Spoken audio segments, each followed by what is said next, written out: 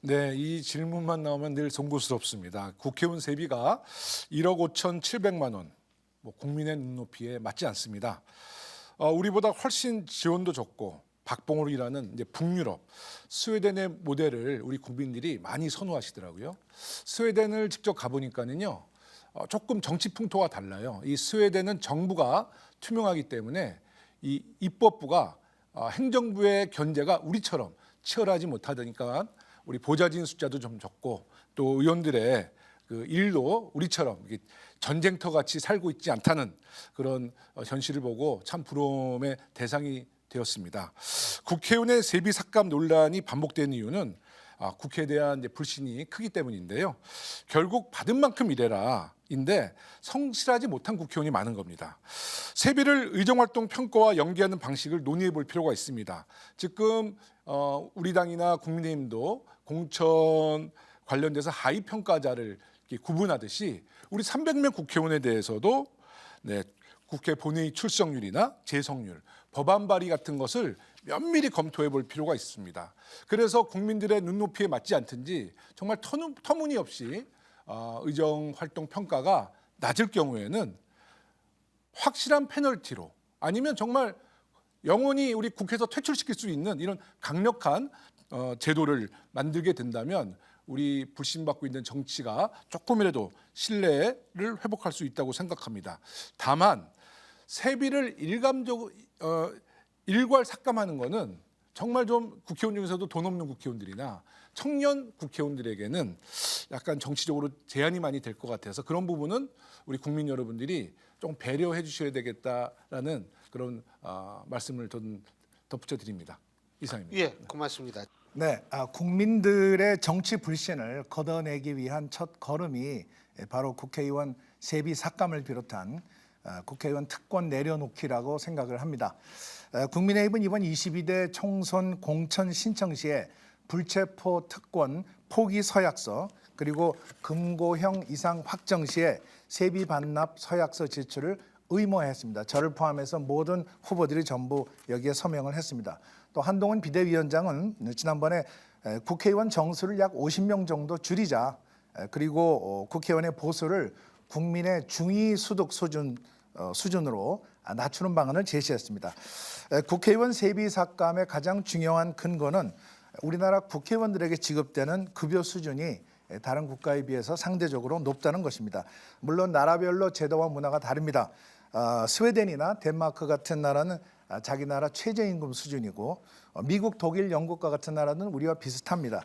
중요한 것은 그 세비가 1인당 GDP와 비교했을 때 몇 배 높은 수준으로 책정돼 있다는 것입니다.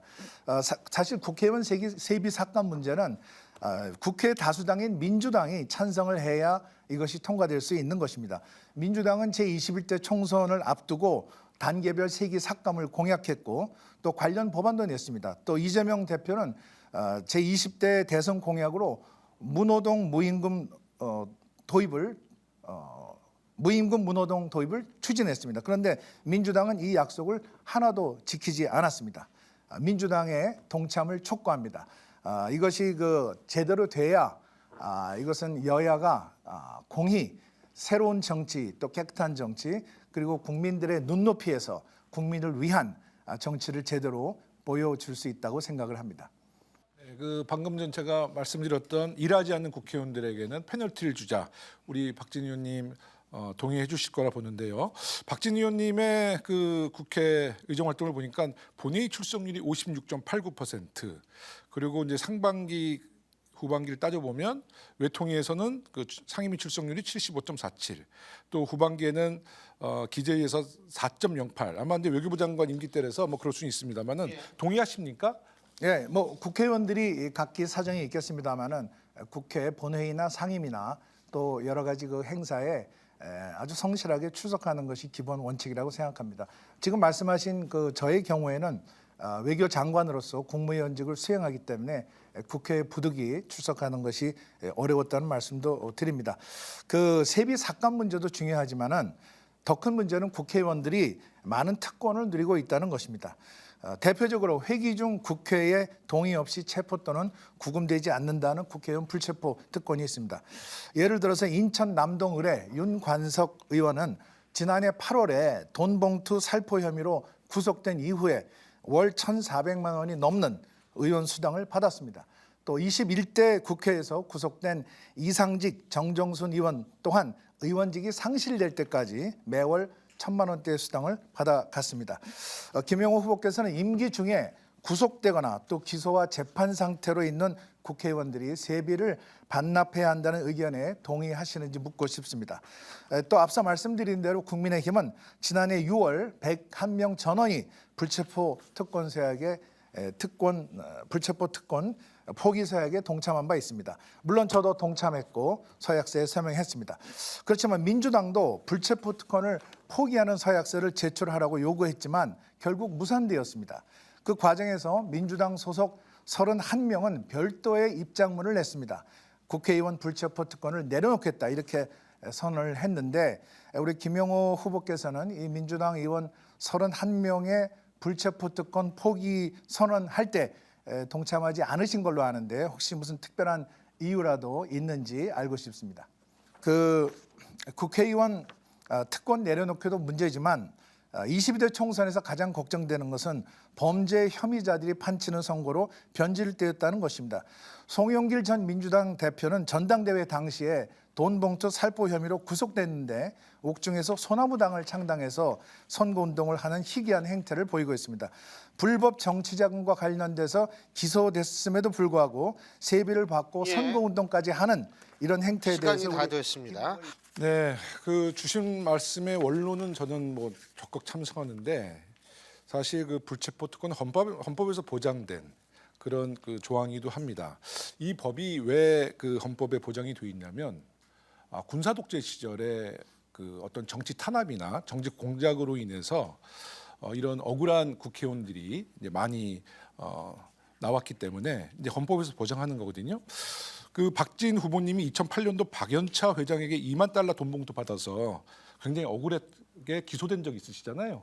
뭐 비슷한 겁니다. 그때 만약에 이런 헌법적인 이런 그 법 체계가 보장이 안 됐다면 정말 더 억울하고 아마 그 당시에 정권으로부터 탄압을 받으셨을 텐데 어찌됐든 그 법이 보장이 돼서 우리 박진 의원님이 1심에서는 유죄를 받았다가 이제 2심에서는 무죄를 받아서 그 누명을 푸셨어요. 저는 이 불체포 특권에 대해서는 박진 의원님이 제기한 문제에 대해서는 100% 저는 동의합니다. 다만 윤석열 검찰 독재에서만큼은 저는 동의하고 싶지 않습니다. 그 이유는 너무나 내로남불적인 그런 정권이기 때문이죠. 정적에게는 정말 하이에나가 먹이를 찾는 어떤 사냥감으로 그것을 수십 번 수백 번 압수수색 또 기소를 하고 정작 자기네 부인의 사건에 대해서는 조사조차 압수수색조차 서면 조사조차도 안 하는 이런 불공정한 그런 정치 풍토에서 어떻게 우리가 불체포 특권을 동의할 수 있겠습니까? 정상적인 정부는 저는 박진 의원님의 후보님의 말씀에 100% 동의하고요. 다만 최종 판결이 나왔을 때까지는 좀 지켜볼 수 있다. 그 안에는 억울한 국회의원, 억울한 정치인들이 우리 역사적으로 볼 때는 다수가 포함이 돼 있었다. 한 명의 억울한 사람을 만들지 말자는 이런 취지에서도 저는 이 불체포 특권은 우리가 깊게 고민해야 된다 이렇게 생각합니다. 예,